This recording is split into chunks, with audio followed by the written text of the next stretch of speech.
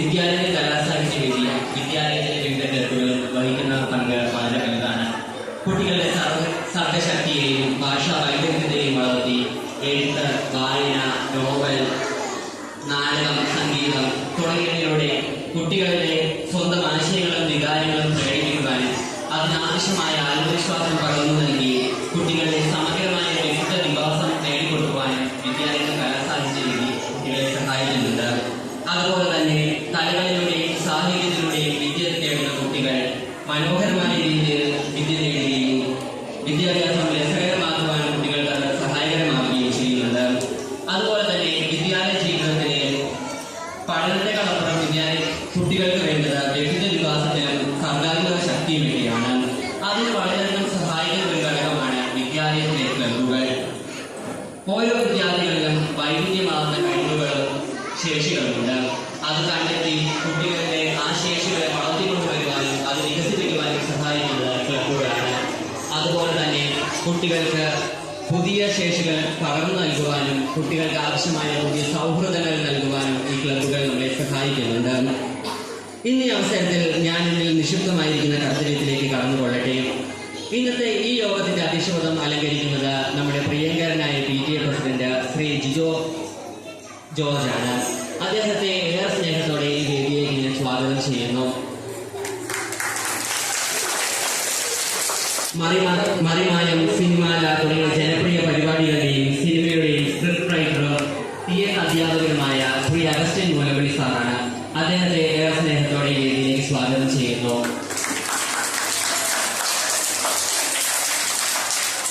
അദ്ദേഹത്തിന്റെ ഒപ്പം നമ്മളെ പഠിപ്പിക്കുന്നതിനും രസിപ്പിക്കുന്നതിനുമായി എത്തിച്ചേർന്നിരിക്കുന്നത് ക്യാമറാമാനും അതോടൊപ്പം തന്നെ ഒരു മികച്ച നടനുമായ ശ്രീ ആന്റണി ജോസഫ് സാറാണ്. അദ്ദേഹത്തെ ഈ വേദിയിലേക്ക് ഏറെ സ്നേഹത്തോടെ സ്വാഗതം ചെയ്യുന്നു.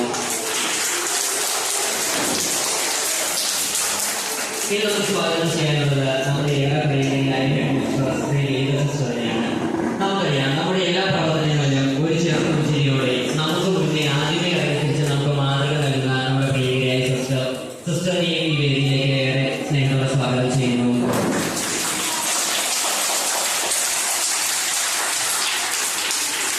നമ്മുടെ ഒരു പ്രോഗ്രാം ഏറ്റവും മികച്ചതായി തീർക്കുവാൻ വേണ്ടി ഈ വിദ്യാലയത്തിൽ സിസ്റ്ററിനോടൊപ്പം ചേർന്ന് പ്രവർത്തിക്കുന്ന നമ്മുടെ ഏറ്റവും പ്രിയപ്പെട്ട അധ്യാപകർ, ഒപ്പം തന്നെ അധ്യാപകരോടൊപ്പം പ്രവർത്തിക്കുന്ന അധ്യാപക സുഹൃത്തുക്കൾ എല്ലാവരെയും ഞാൻ ഈ വേദിയിലേക്ക് സ്വാഗതം ചെയ്യുന്നു.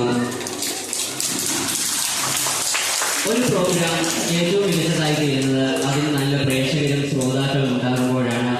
ഇന്ന് ഈ പ്രോഗ്രാം തുടങ്ങിയപ്പോൾ മുതൽ വളരെ എനർജറ്റിക്കായി ഇവിടെ നമുക്ക് സപ്പോർട്ട് നൽകുന്ന നമ്മുടെ കുഞ്ഞു കുട്ടികൾ ഇവിടെയുണ്ട്. അവരെയും ഞാൻ ഏറെ സ്നേഹത്തോടെ ഈ വേദിയിലേക്ക് സ്വാഗതം ചെയ്യുന്നു.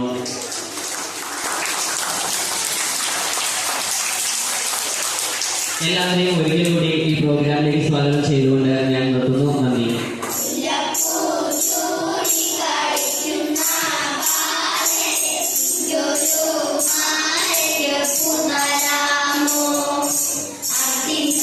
So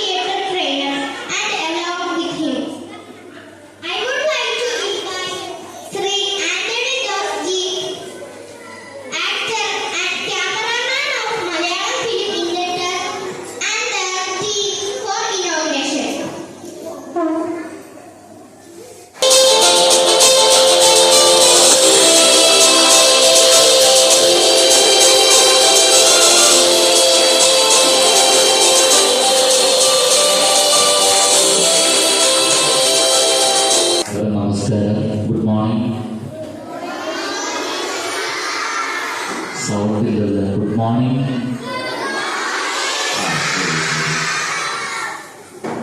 വേദിയിലിരിക്കുന്ന സിസ്റ്റർ വിനീത സിസ്റ്റർ, പിന്നെ വലിയ പ്രസിഡന്റ് ജോർജ്, എൻ്റെ പ്രിയ സുഹൃത്ത് cameraman actor Antony Joseph, Saint Andrew's വിശുദ്ധന്റെ നാമധേയത്തിലുള്ള ഈ സുന്ദരമായ ദൈവീക സാന്നിധ്യമുള്ള ഈ തിരുമറ്റത്തേക്ക് വരാൻ ക്ഷണിച്ച സാക്ഷാൽ സർവേശ്വരനും ഈ സ്കൂളിൻ്റെ പ്രധാന അധ്യാപികർക്കും ഇവിടെ സ്നേഹമുള്ള എല്ലാ സിസ്റ്റേഴ്സിനും ടീച്ചേഴ്സിനും സ്നേഹത്തിൻ്റെ ഭാഷയിൽ ഒരുപാട് നന്ദി പറയുകയാണ്. വന്നപ്പോൾ തന്നെ എനിക്ക് ഭയങ്കര സന്തോഷമായി. ഞാൻ ഒരു തവണ ഈ സ്കൂളിൽ വന്നിട്ടുണ്ട്. ഇപ്പം ഞാൻ ആദ്യം പറഞ്ഞത് ഏറ്റവും ഭംഗിയുള്ള സുന്ദരമായിട്ടുള്ള ഒരു സ്കൂളാണത്. കാരണം കയ്യിലെത്തിട്ട് മരമൊക്കെ പിടിപ്പിച്ച് എനിക്ക് ഭയങ്കര ഇഷ്ടമാണ് മരങ്ങളും ചെടികളും പൂക്കളും ഒക്കെ. വന്ന അന്ന് തന്നെ നല്ല ഭംഗിയുള്ള സ്കൂളാണ്. അതിനേക്കാൾ ഭംഗിയാണ് ഇവിടുത്തെ സിസ്റ്റേഴ്സും പിന്നെ ടീച്ചേഴ്സും. പിന്നെ അതിനേക്കാൾ ഭംഗിയാണ് അതിൻ്റെ പൂക്കൾ വിരിഞ്ഞ എൻ്റെ മുമ്പിരിക്കുന്ന പ്രിയപ്പെട്ട ഈ കുടുംബങ്ങൾ എന്ന് പറയുന്നത്. വന്നപ്പോൾ തന്നെ ഞങ്ങളെ എൻ്റെയും ആൻ്റണിയെയും സെറ്റിനെയും അമ്പരപ്പിച്ചുകൊണ്ട് നല്ല സുന്ദരികളായിട്ടുള്ള ഒരു 20ഓളം കുട്ടികൾ പിന്നെ ഞങ്ങൾ അണിനിരത്താൻ പിന്നെ മുമ്പിൽ വന്ന് വളരെ കൃത്യമായിട്ടുള്ള ഒരു അനുഭവം. സാധാരണ ചടങ്ങുകളിലൊക്കെ പോകുമ്പോൾ ആദ്യം തന്നെ കുറേ പ്രസംഗങ്ങളുണ്ടാവും. പക്ഷെ ഇവിടെ അത് കണ്ടില്ല. ആദ്യം തന്നെ നമ്മളെ കണ്ണുകളെ കുളിരണിയിക്കുന്ന സുന്ദരമായൊരു ഡാൻസായിരുന്നു. അതാരാണ് അതോടൊപ്പം ചെയ്തത്? ഡാൻസ് ടീച്ചറുണ്ടാവും, അതൊക്കെ പഠിപ്പിച്ചത് ഇവിടെ ഉണ്ടോ? ആരത്? സിസ്റ്റർ, ഈ സിസ്റ്റർ അടിപൊളി ഡാൻസാണ്. സിസ്റ്റർ കൈ കൊടുക്കല്ലായിരുന്നു. ഞാനും ആദ്യം തീരണില്ലെന്നാണ് പറഞ്ഞു. സാധാരണ കൊച്ചു കുട്ടികളെ കൊണ്ട് ചെയ്യിപ്പിക്കുമ്പോൾ ഏറ്റവും വലിയ ബുദ്ധിമുട്ടാണ് ചെയ്യിച്ചെടുക്കാൻ പറ്റുന്നത്. പക്ഷെ കുറെ നേരം അത് നിൽക്കുന്നു. എല്ലാവരും ഒരേ സെറ്റിൽ നല്ല ഡ്രസ്സ്, നല്ല കോസ്റ്റ്യൂംസ്, നല്ല മേക്കപ്പ് ഒക്കെ ചെയ്ത് കുട്ടികളെ ചെയ്തെടുക്കണമെങ്കിൽ വലിയ പാടാണ്. ഒരുപാട് എഫർട്ട് ചെയ്ത പ്രത്യേകം നന്ദി പറയാം. എല്ലാവരും കൂടി ഇവിടുത്തെ വിനീത ടീച്ചറിനും എന്നെ ക്ഷണിച്ച എല്ലാവർക്കും വലിയ കൂടി പറയാം. ജീവിതത്തിലെ ഏറ്റവും സുന്ദരമായ ഒരു കാലം ഏതാണെന്ന് ചോദിച്ചാൽ നമ്മുടെ സുന്ദരമായിട്ടുള്ള വിദ്യാഭ്യാസ കാലമാണ്. ജീവിതത്തിൽ അല്ലലുകളില്ലാത്ത, ആശങ്കകളില്ലാത്ത, ബാധ്യതകളില്ലാത്ത ഏറ്റവും സുന്ദരമായ ഒരു കാലമാണ് നമ്മുടെ ഈ കലാലയ വിദ്യാഭ്യാസ കാലം. നമ്മൾ ഇന്ന് 1 കോടി രൂപ കൊടുത്താലും നമ്മുടെ സ്വത്തുക്കൾ എഴുതി കൊടുത്താലും തിരിച്ചു മേടിക്കാൻ പറ്റാത്ത ഒരു സുന്ദരമായ ഒരു കാലമാണ് ഈ ബാല്യകാലം എന്ന് പറയുന്നത്. വളരെ നമ്മൾ കണ്ണൊന്ന് നിറഞ്ഞാൽ ഓടിയെടുത്ത് തോളത്തിലാണ് അമ്മയും, കളിപ്പാട്ടം മേടിച്ച അച്ഛൻ്റെ അമ്മയുടെ നടുക്ക് കിടന്നുറങ്ങാനുള്ള ഏറ്റവും സുന്ദരമായ ഒരു സ്വാതന്ത്ര്യം കൊണ്ട് കാലഘട്ടമാണ് വിദ്യാഭ്യാസ കാലഘട്ടം എന്ന് പറയുന്നത്. പിന്നെ രണ്ടാമത് നമ്മുടെ അച്ഛനും അമ്മയും ജീവിച്ചിരിക്കുന്ന കാലമാണ് ജീവിതത്തിലെ ഏറ്റവും സുന്ദരമായ ഒരു കാലം എന്ന് പറയുന്നത്. നമുക്ക് കറണ്ട് ബില്ല് അടക്കണ്ട, ടെലിഫോൺ ബില്ല് അടക്കണ്ട, ലോൺ അടക്കണ്ട, ഉറങ്ങുക, പഠിക്കുക, എഴുന്നേൽക്കുക, ഭക്ഷണം കഴിക്കുക, ഈ 3 കാര്യങ്ങൾ മാത്രം ചെയ്യുന്ന സുന്ദരമായിട്ടുള്ളൊരു കാലമാണ് ബാല്യം. ഞങ്ങളെ പിന്നെ വളരെ വിഷമത്തോടെ ടീച്ചേഴ്സും ഞങ്ങളെ പിന്നെ വിഷമത്തോടെ എപ്പോഴും ഓർക്കുന്നൊരു സുന്ദരമായ കാലമാണ് കഴിഞ്ഞു പോയത് നമ്മുടെ വിദ്യാഭ്യാസ കാലം. ഒരിക്കൽ പോലും ഒരു സമയം പോലും ഒരു സെക്കൻഡ് പോലും സ്വന്തം ബാല്യത്തിലേക്ക് തിരിച്ചു പോകാൻ ആഗ്രഹിക്കാത്ത ആരുമില്ല ഈ ഭൂമിയിൽ. അത്രയ്ക്ക് സ്വാദിഷ്ടമായ, അത്രയ്ക്ക് സുന്ദരമായിട്ടുള്ളൊരു കാലമാണ് നമ്മുടെ വിദ്യാഭ്യാസ കാലഘട്ടം എന്ന് പറയുന്നത്. ഞാൻ 5ാം ക്ലാസ്സിൽ പഠിക്കുമ്പോൾ ഒരു സാധാരണക്കാരൻ്റെ മകനായിട്ടാണ് ഞാൻ ജനിച്ചത്. എൻ്റെ ചേട്ടൻ അതിൻ്റെ ഗ്രന്ഥശാലയുടെ ഏറ്റവും പ്രായം കുറഞ്ഞ സെക്രട്ടറിയായിരുന്നു ഒരു 5 വർഷക്കാലം. അങ്ങനെ ഇനി പൊളിഞ്ഞ ഒരു ഗ്രന്ഥശാല, വായനശാലയിൽ മഴ വന്നു കഴിയുമ്പോൾ പുസ്തകങ്ങളൊക്കെ വെക്കാൻ സ്ഥലമില്ലാത്തതുകൊണ്ട് എൻ്റെ ചേട്ടൻ കുറേ ഒരു 100 കണക്കിന് പുസ്തകങ്ങൾ വീട്ടിൽ കൊണ്ടുവന്നു നോക്കും. അന്ന് TV ഇല്ലാത്ത കാലമാണ്. റേഡിയോ ആണെങ്കിലും നല്ല ഇടയ്ക്ക് എവിടെയെങ്കിലും കിട്ടുന്നു. അപ്പോൾ ആകെയുള്ള എന്റർടൈൻമെന്റ് ആ പുസ്തകമായിരുന്നു. അങ്ങനെ ഒത്തിരി പുസ്തകങ്ങൾ ചെറിയ പ്രായത്തിലെടുത്ത് വായിക്കാൻ ഒരു ആഗ്രഹം തോന്നി. അങ്ങനെ എഴുത്തിനോട് ഒരു ഇഷ്ടം വന്നു. അങ്ങനെ 5ാം ക്ലാസ്സിൽ പഠിക്കുമ്പോൾ ഞാനൊരു കവിത എഴുതി.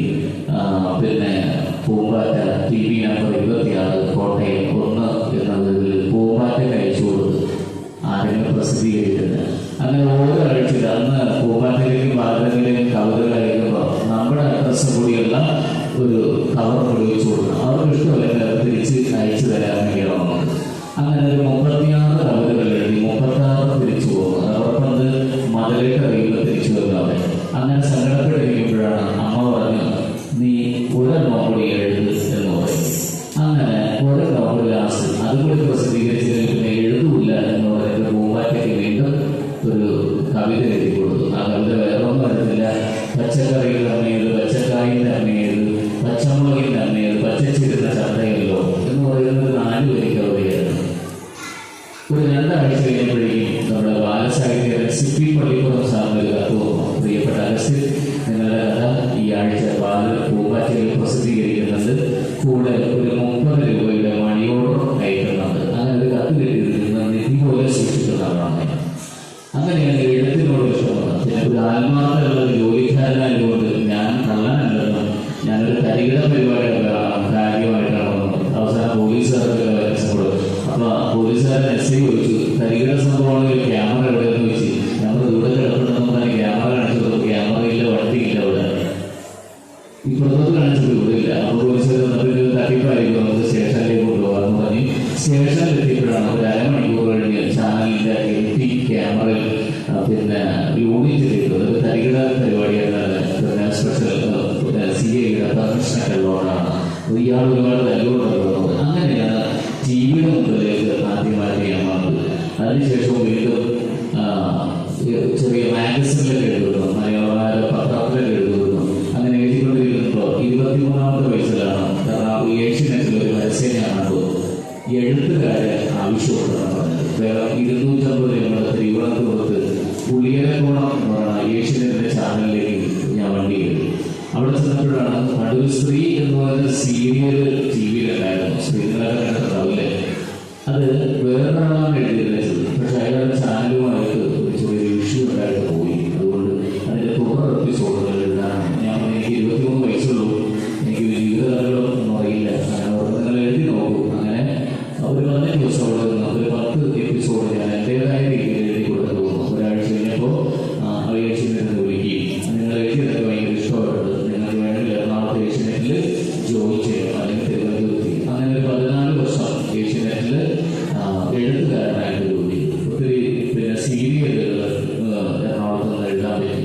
അതിനുശേഷം ഞാൻ സിനിമാല എന്ന് പറയുന്ന പിന്നെ 1000 എപ്പിസോഡ് കിടന്ന സിനിമാല എന്ന പരിപാടിയിൽ ഗിന്നസ് ബുക്കിൽ ഇടം നേടിയ സിനിമാല എന്ന് പറയുന്ന പൊളിറ്റിക്കൽ സെറ്റ് അക്ഷരവാസി പരിപാടിയിൽ ഒരു 175 എപ്പിസോഡ് ഇടാണ്. അന്ന് ശ്രീകണ്ഠൻ നായർ സാറൊക്കെ നല്ല കമ്പനിയായിരുന്നു. അതിനുശേഷം അദ്ദേഹം പിന്നെ മലയാള മനോരമ എന്ന് പറയുന്ന പുതിയ ചാനലിലേക്ക് പോയി വിളിച്ചിട്ട് പറഞ്ഞു, ഇങ്ങനെ ഒരു പുതിയൊരു കോമഡി സെറ്റ് വേണം പുതിയ ചാനലിലൂടെ. അങ്ങനെ ഞാൻ എഴുതി കൊടുത്ത സാധനമാണ് മറിമായ എന്ന് പറയുന്ന സെറ്റ്.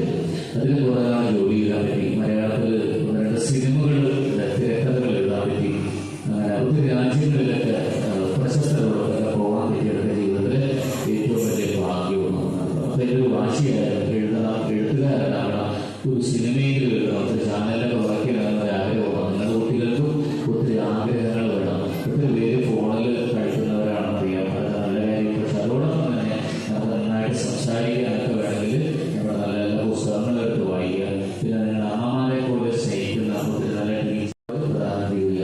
ഇന്ന് ഞാനിവിടെ വരണമെന്നും ഞാനും ആന്റണിയും ഇവിടെ വരണമെന്നും ദൈവത്തിൻ്റെ ഒരു പദ്ധതിയായിരുന്നു. ഈ 1-2 മണിക്കൂറുകൂടെ ചെലവഴിക്കണമെന്നും നിങ്ങളോടൊപ്പം ചെലവഴിക്കണമെന്നൊക്കെ ദൈവത്തിൻ്റെ ഒരു പദ്ധതിയായിരുന്നു. ഞാനിവിടെ വരുന്നത് സാക്ഷാൽ സർവീശ്വരനും ഇങ്ങനൊരു കാലാവസ്ഥ നമ്മൾ അനുഗ്രഹിച്ച സാക്ഷാൽ സർവീശ്വരനോടും എനിക്ക് ഒരു അവസരം തന്ന വിനീത സിസ്റ്ററിനോടും ബാക്കി എല്ലാ സിസ്റ്റേഴ്സിനോടും നന്ദി പറഞ്ഞുകൊണ്ട് ഒരുപാട് സന്തോഷത്തോടെ ഞാനത് ഉദ്ഘാടനം ചെയ്തതായിട്ട് പ്രഖ്യാപിക്കുകയാണ്. Thank you. അല്ലെങ്കിൽ എന്നെ തരൂ, അല്ലെങ്കിൽ എന്നെ അടുത്ത് മോളിൽ നിന്ന് താഴ്ത്തിട്ടു. അപ്പം ഞങ്ങൾക്ക് മിമിക്രി ഞാൻ കാണിക്കാം.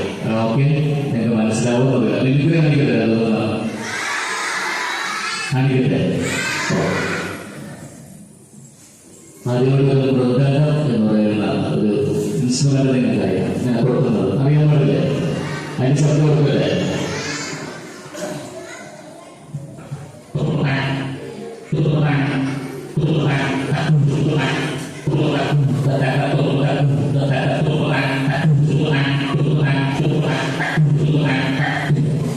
മതിയാ? ഓക്കെ. ഒത്തിരി സിനിമാകാരങ്ങളൊക്കെ ഇരിക്കുന്നതാണ്. പക്ഷെ നിങ്ങൾക്ക് പിന്നെ മനസ്സിലാവാത്തതുകൊണ്ട് ആയിട്ടുള്ള ആൾക്കാരുടെ ശബ്ദങ്ങളാണ് ഞാൻ കൂടുതൽ അനുകരിക്കുന്നത്. വേണമെങ്കിൽ എടുക്കാൻ കുഴപ്പമില്ല. ആദ്യമായിട്ട് പിന്നെ കുട്ടികൾക്ക് മനസ്സിലാവുന്നില്ല. നമ്മുടെ കണ്ണാടി അവതരിപ്പിക്കുന്ന ഗോപകുമാർ സാർ, അദ്ദേഹം എൻ്റെ കൂടെ വർക്ക് ചെയ്തിരുന്നതാണ് 27 വർഷം. നിങ്ങൾക്ക് കണ്ടിട്ടുണ്ട് ഒരു കണ്ണാടി എന്ന് അവതരിപ്പിക്കുന്ന ഗോപകുമാർ സാർ. അറിയാലോ.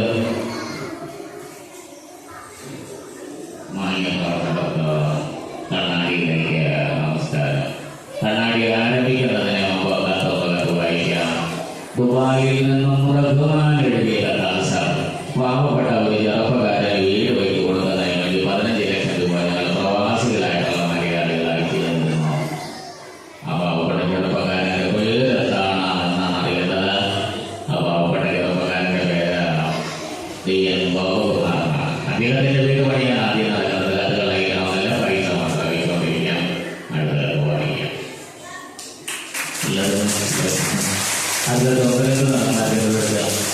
മുരളി എന്ന് പറയുന്ന നടന നിങ്ങൾക്ക് അറിയാൻ പറ്റുമെന്നറിയില്ല. പല സിനിമകളിൽ മുരളി എന്ന് പറയുന്ന അങ്കിളുണ്ടായിരുന്നു. അങ്കിൾ മരിച്ചുപോയി.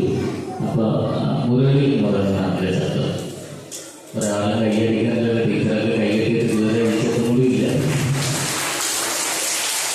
അപ്പോൾ മുരളി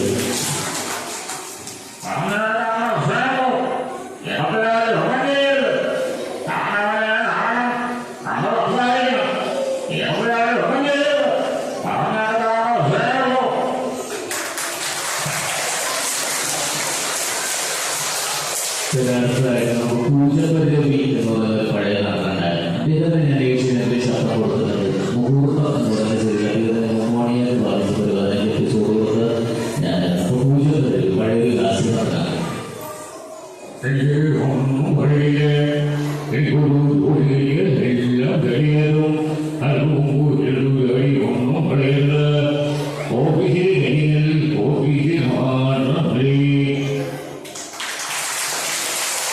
അതായത് ശങ്കരാടി എന്ന് പറയുന്നതാണ്. നമുക്ക് ഭയങ്കര ഇഷ്ടമുള്ള കുട്ടികളാണ് ശങ്കരാടി എന്ന് പറയുന്നത്.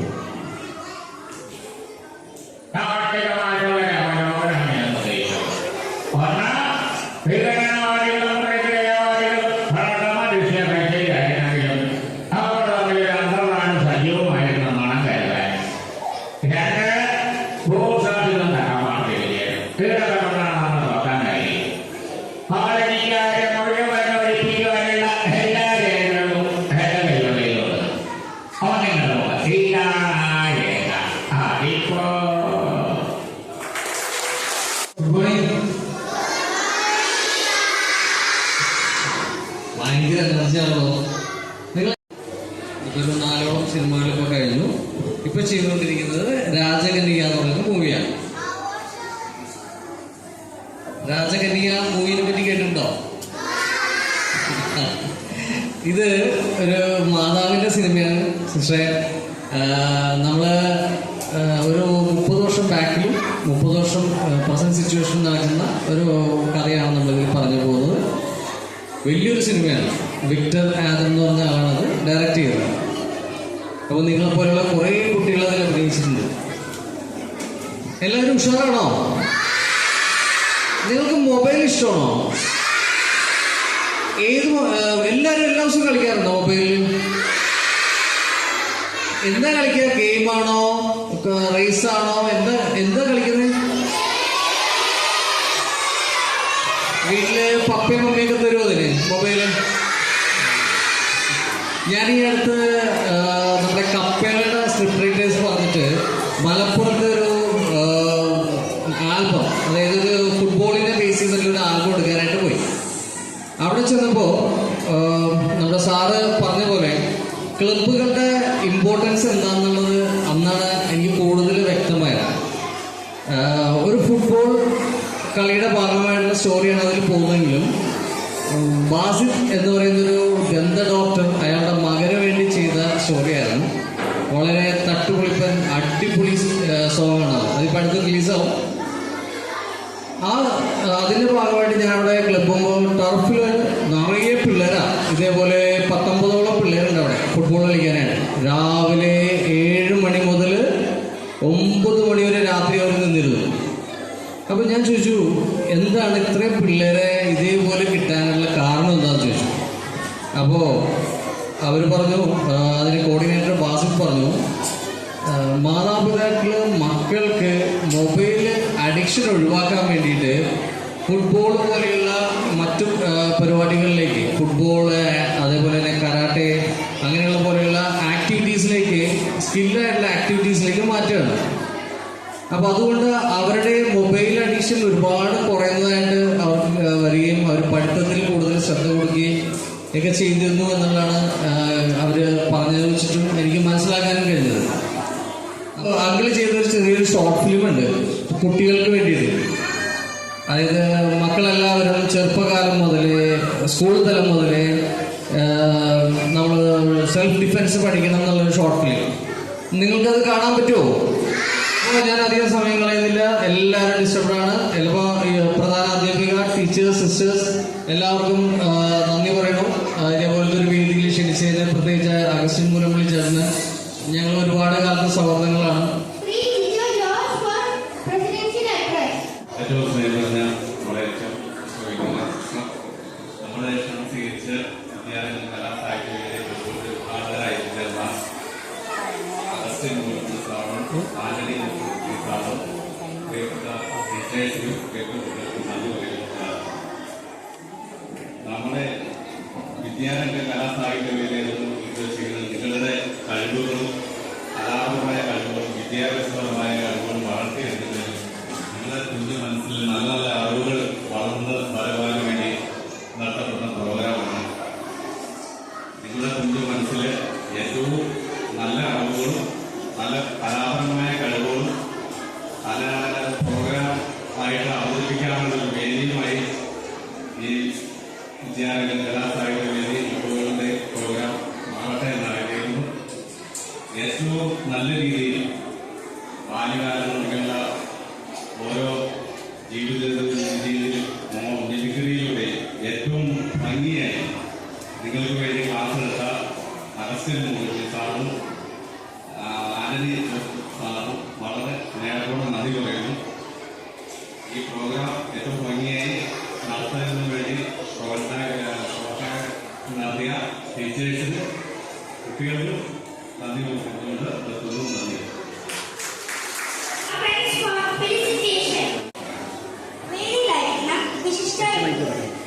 എന്റെ പ്രിയ കൂട്ടുകാരെ, വിദ്യയാണ് ജീവിതത്തിന്റെ പ്രകാശം. ആ നമ്മുടെ മനസ്സിനെ വികസിപ്പിക്കുന്നു, നമ്മുടെ ചിന്തകളെ വിശാലമാക്കുന്നു. സാഹിത്യവും കലയും സാഹിത്യവും നമ്മുടെ സംസ്കാരത്തിന്റെ തനിമ വെളിപ്പെടുത്തുന്നു. കേരള സർക്കാരിന്റെ പൊതുവിദ്യാഭ്യാസ വകുപ്പിന്റെ സംരംഭമായ വിദ്യാരംഗം കലാസാഹിത്യ വേദി കുട്ടികളുടെ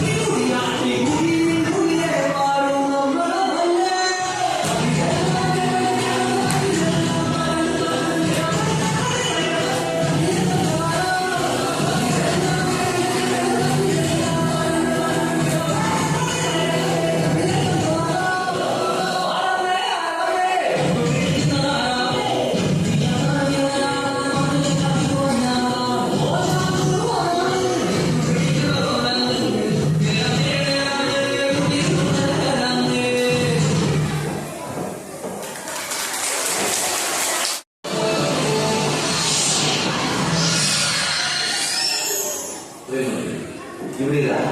3 സന്യാസിമാരെന്ന് പറഞ്ഞുകൂടാ, 3 കപട സന്യാസി ഇവർ ചേർന്ന് വളരെ രസകരമായ ഒരു ഗുരുകുല വിദ്യാഭ്യാസ ക്ലാസ്സിൽ നിങ്ങൾ സ്വാഗതം ചെയ്യുന്നു.